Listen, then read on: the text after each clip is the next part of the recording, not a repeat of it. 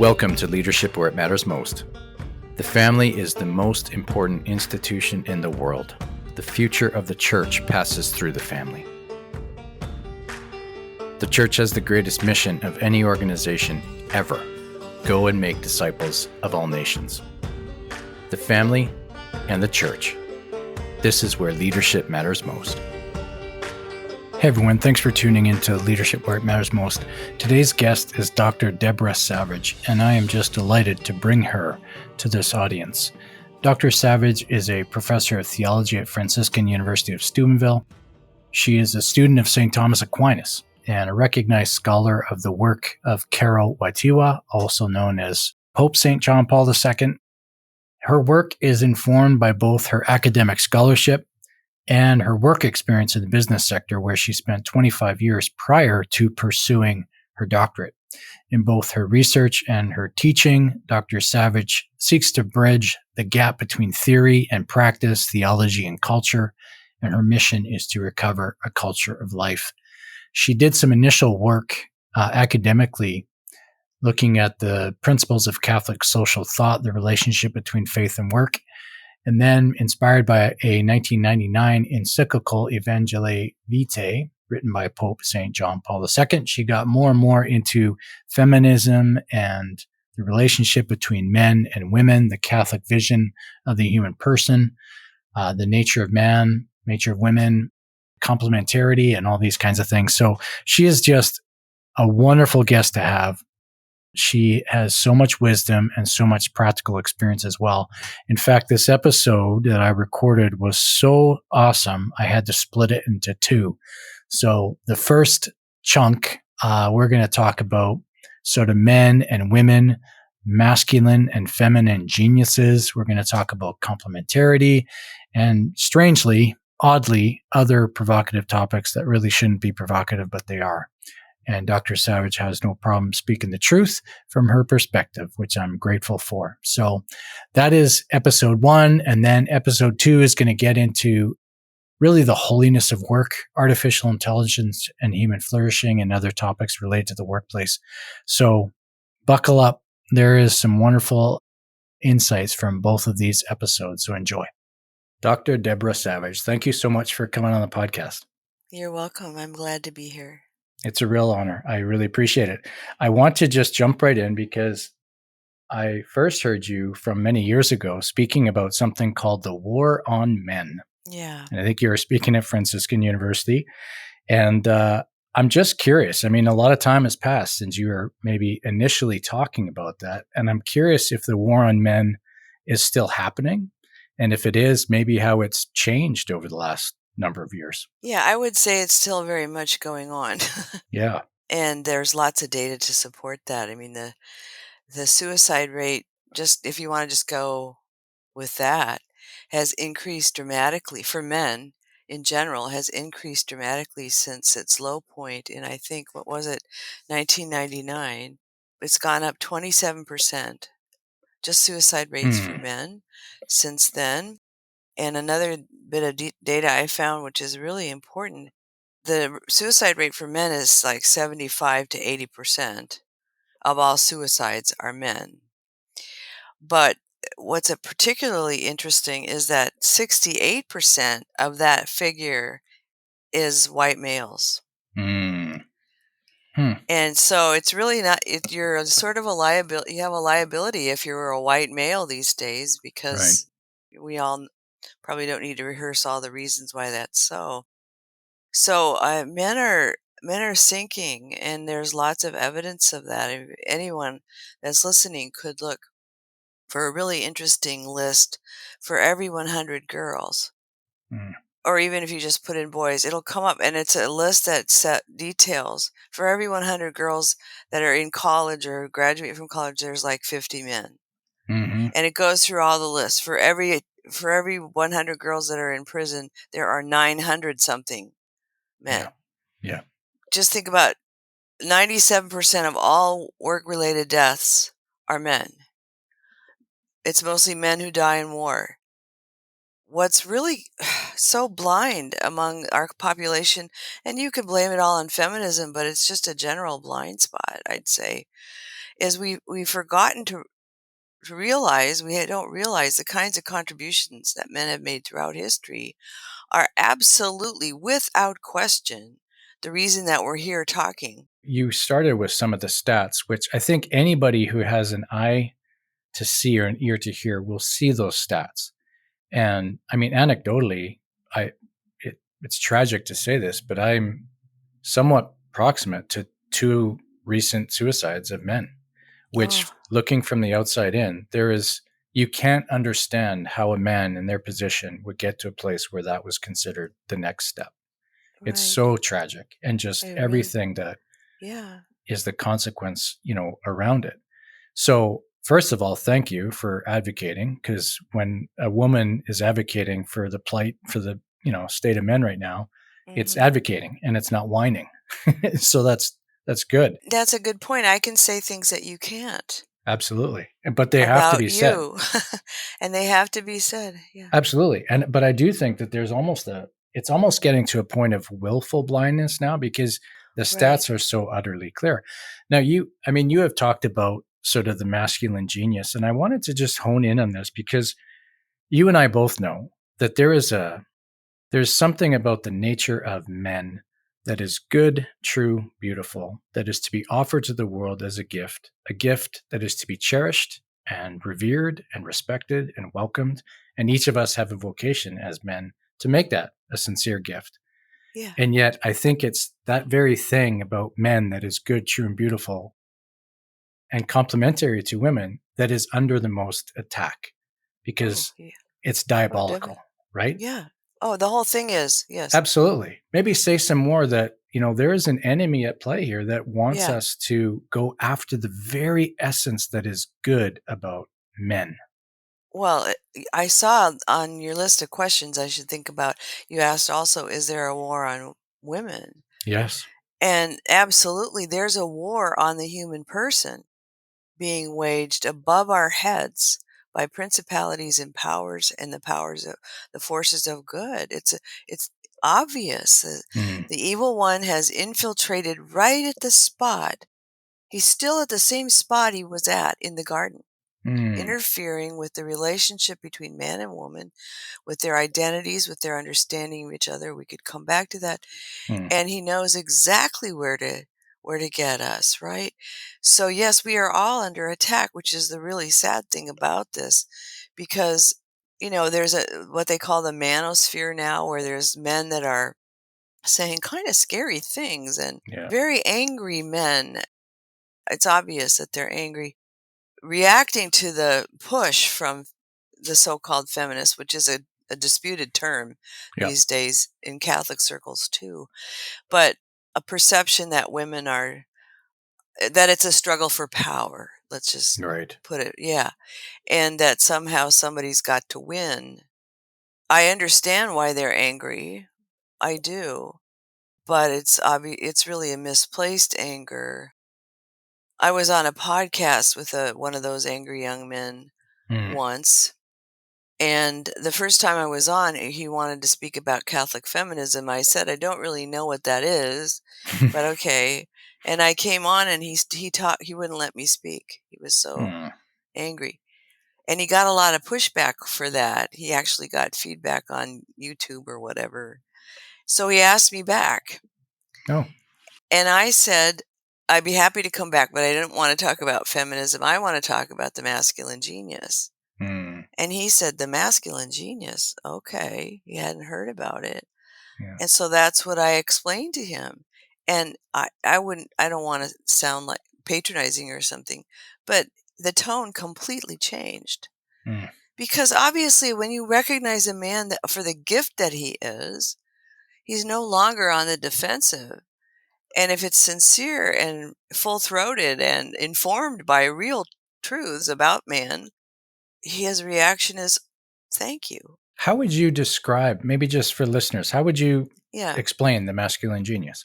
Yes. Well, I'm a follower, I'm a scholar of Wojtyła JP2, of course. Mm. I began my research into, years ago, people started asking me to give talks about the feminine genius, right? And when Mm. that started to surface. Yeah. And so I did. referring to his work and everything. And I have my own insights into it because I've been a woman all my life. And so I have a lot. It's That's kind of good. funny. Yeah, there definitely is one. And but what I noticed was that, especially when wine was involved, let's say if it was over a dinner talk or Yep. something, what it turned into was a strange kind of Catholic feminism, where we would talk about how stupid our husbands were. And wasn't it funny that you're the one that always remembered the schedule, the backpack, to put the library book in the backpack, to pick up the kid. Yeah. And I finally, I said, and it didn't take me long to say, I'm sorry, I don't speak about that anymore, because that was a dangerous road to go down. And we're still on that road, which is crazy to me. So I started to pursue the idea there has to be a masculine genius, because a woman's vocation is built into her body, even if she doesn't want children, even if she never has them. Yeah. Her task is to care for all of humanity, Mm. says John Paul, right? Yeah. But man has to pick. Mm. He looks outside of himself. He has to choose. He has to discover what his gift is. So do women. So, you have to be careful how far you take this. But to be a man is a lonely Mm. road. Mm. And that's one of the reasons why I know you had a question about David Blankenhorst's book, Yeah. which is a fantastic book, still absolutely priceless and valid. If anything, the data he includes has gotten worse. Yeah. It's proven out more. Yeah, but that's one reason why young men need their fathers Mm. to show them the way. Mm. How important, how central to the masculine genius is the ability to confer identity? You gave the example of Adam, naming the animals. Even just Yeah, recently, we celebrated, the Feast of the Nativity of John the Baptist. And of yeah, course, mom names him, but they look to dad and dad says his name is John. And there's a right. definitiveness to that, right? There's an identity Absolutely. being procured or Yeah, being placed. And I mean, the perfect storm is that because so many men who find themselves fathers have not been fathered in a healthy environment whereby their identity was, emphasized and cherished and affirmed and all that, they don't know how to do that.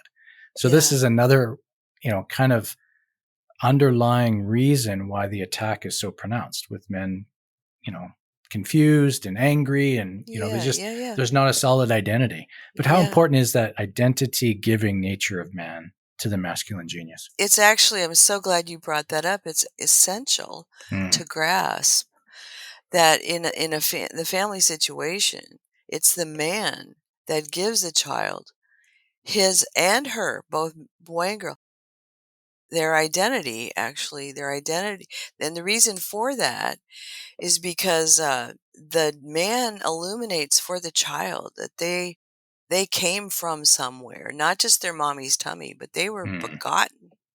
Yeah. Man is the other, Mm. and he stands apart from the relationship between the mother and the child, illuminates this very important fact that that child has an origin beyond the biological reality of Mm. popping out of mommy's tummy. He's symbolic, or he's what his meaning is Mm. that he gives the child a set. The child cannot pretend that they created themselves, that Yeah. they just popped out of mommy's tummy and there they were, and they're this great gift to the world. Cardinal Angelo Scola, in his book Nuptial Mystery, talks about this and says the man's task is to teach the child what he calls the law of exchange. Mm. He says there's two laws that each child, boy or girl, must understand if they're to be a flourishing human being: the law of exchange and the law of gratuity. And the woman communicates the law of gratuity to the child through her absolutely unconditional love of the child, right? Which sometimes prevents her from allowing the child to take necessary risks, right? Yes. The man's task is to illuminate for the child the law of exchange, which is basically that you have to give something back. Mm-hmm. This great gift of life obligates you and all the gifts you've been given obligates you to make something of yourself, to become who you're meant to be. The presence of the Father is a call to the child to put something on the line. This is one reason why Blankenhorn's was prophetic, Mm, as you asked in your list of questions. Definitely prophetic, because 25% of all children in the United States are without a father in the home. mm, And so when you wonder what's going on in places like Chicago or gang violence, what's the source, what's the cause of that? It is absolutely traceable to the fact that so many families don't have a father in the home. yeah.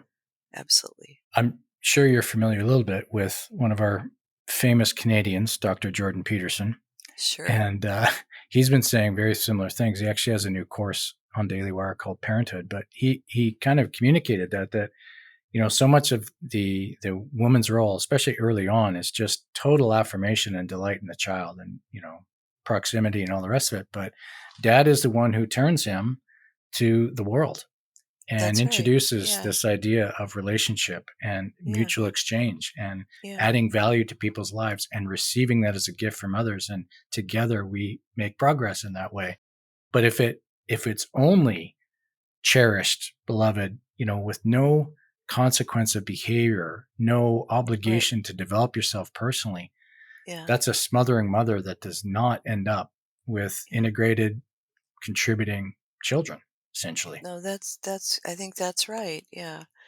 And it's actually even, I kind of want to say worse than that, in the sense that the child is left Mm, with this feeling that he's so important, that he's the center of his own universe, right? yeah. After all, my mom really loves me. She never gives up on me. And there's Hmm. no one other that who's saying, not good enough, Yep. right? Now, mothers, this isn't really fair to mothers, because mothers are very demanding. Of I'm a course. demanding mother. I mean, so and don't get in the way of a mama grizzly bear Yeah, and for her sure. cub, right? So there's a lot that women contribute to this, but that's really her primary task, is to ensure that child feels nurtured and loved, and that's a gift she gives to the child. As I know now, my daughter's older, for their whole life. Yeah. I mean, part of what we've been talking about, Dr. Savage, is really another way of explaining the good of complementarity, right? That, so much of the conversation around men and women ends up going towards power, and then it's just off the rails right away, right? But there is a complementarity that is God designed, He created it that way. But when I say complementarity, I know things come to mind. Like, for the listeners, what does that actually mean? I mean, I think you've said, neither man nor woman will find their purpose without the other. There is a complementarity that we should embrace and understand. What does that really mean? Yeah, that's really the $64,000 question. And so you have to stipulate a couple things before you enter into it. And actually, it would probably have been wise to do this prior to saying anything, because we are in front, when we're talking about man and woman, never mere mortals, right? We're in front of a profound mystery. And so we're nervous about saying anything too definitive, because we don't want to reduce man or woman to this or that characteristic.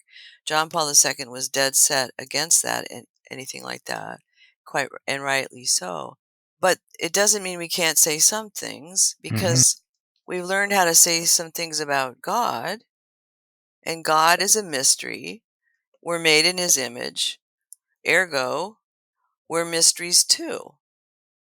Hans Urs von Balthasar says, forget about getting to the bottom of complementarity of that relationship. You'll never be able to reduce it, put it in Mm, some kind of formula or anything like that that will illuminate precisely the moment at which this happens, or where that reality is comes to be. He says that's God's work. It's shrouded in mystery. But having said that, in a marriage relationship, let's just start there. It's easiest to see there. What I liken it to, and this makes perfect theological sense, is to the perichoresis of the Trinity, the eternal dance of the persons of the Trinity. They're always in movement, always giving, always receiving. And so, and I teach marriage and I teach this complementarity, course, and the students are always trying to figure it out. And I say, you have to realize that it's really more of a dance like that, not a dance like, Ginger Rogers and Fred Astaire. It's more like something always in movement. And anybody who's been married 30 years, I've been married 36, knows that things shift, right? It's not static at all. It's really literally like a constant movement, a sharing, a giving and a receiving, if the relationship is healthy. And so you have to really understand it that way, I think. It's a little bit like I liken it to wave and particle theory, right? That there's something really lawful about that. But having said that, we could maybe put it this way, and this came to me in one of our rare arguments. Andrew said to me at the end of his rant, "You have to remember, honey, I'm the king around here." And I have no idea how I knew to say back, but I did immediately say, "That's quite all right, honey, because I'm the queen." And if you think about it, the king's task is to be surveying the horizon, making sure there's no barbarians at the gate, ensuring the kingdom is, safe and well fed and so on. And the woman's task is really more related to her domain, is the inner life of that family. And what's really sad about our culture is how denigrated that is as well. I mean, the reason we're in the mess we are, it began when women no longer stayed home, right? And I'm all for women pursuing their vocation beyond the boundaries of the household. I mean, I think we have a public vocation, but what we've sacrificed as a result is priceless. We didn't know what we were throwing away until now. We don't no longer have it. Yeah. So that's and then one final step that I'll declare is that man's genius is in this capacity he has for labor, for taking the goods of creation and putting them at the service of his family, right? Yes. He sacrifices himself. It's the priestly office of Christ, frankly. He sacrifices himself for his family, right?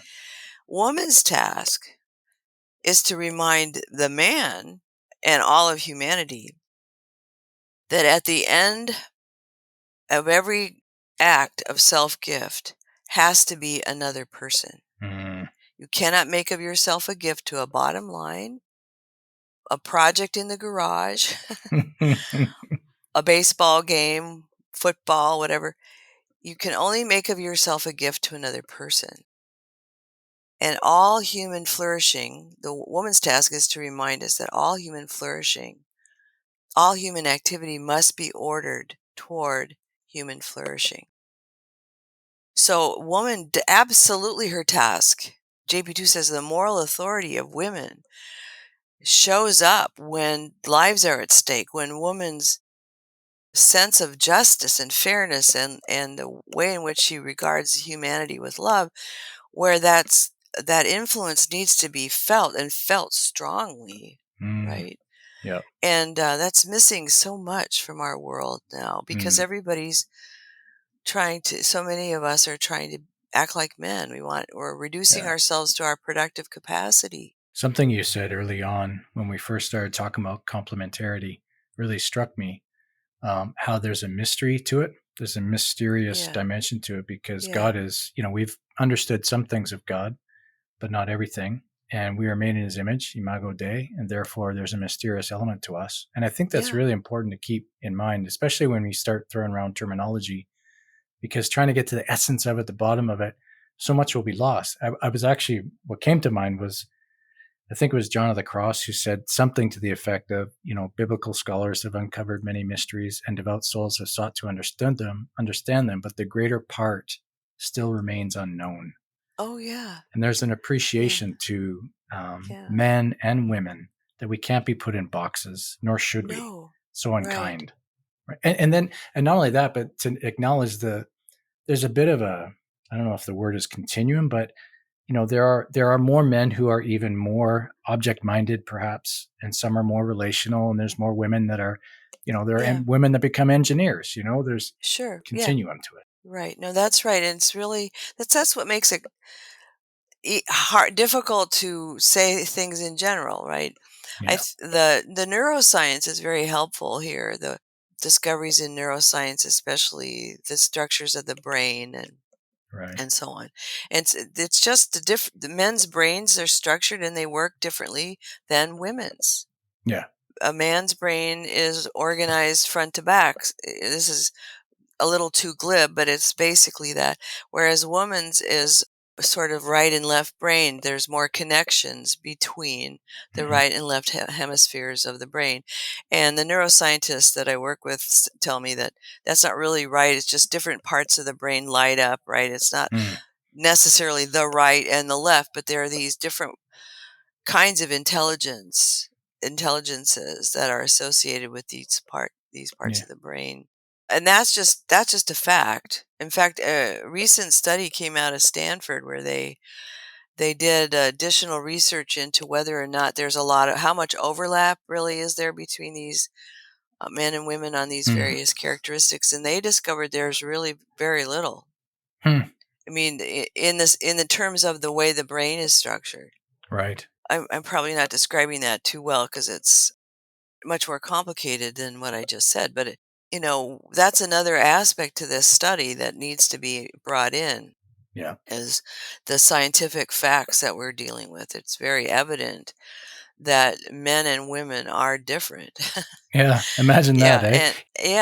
And these differences confuse us because we have assumptions about each other. Yeah. But they're actually the source of our fruitfulness. Yeah.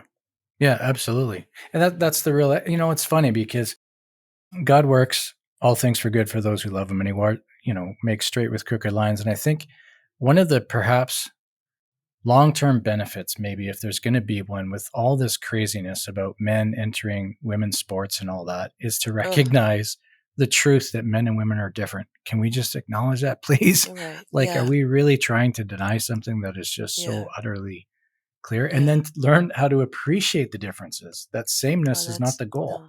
It's mutual appreciation. Yeah. Right. Yeah.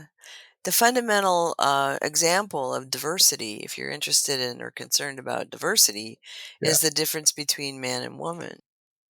Right. Wow. That's really the only really true category of diversity that human beings can celebrate. It's so true. Because everyone else, the identity groups that we have carved out, every single one of them is a human being. Every single one of them is either a man or a woman. Beyond that, it's just those are what philosophers call accidents. Yeah. The color of your skin, the culture you grow up in.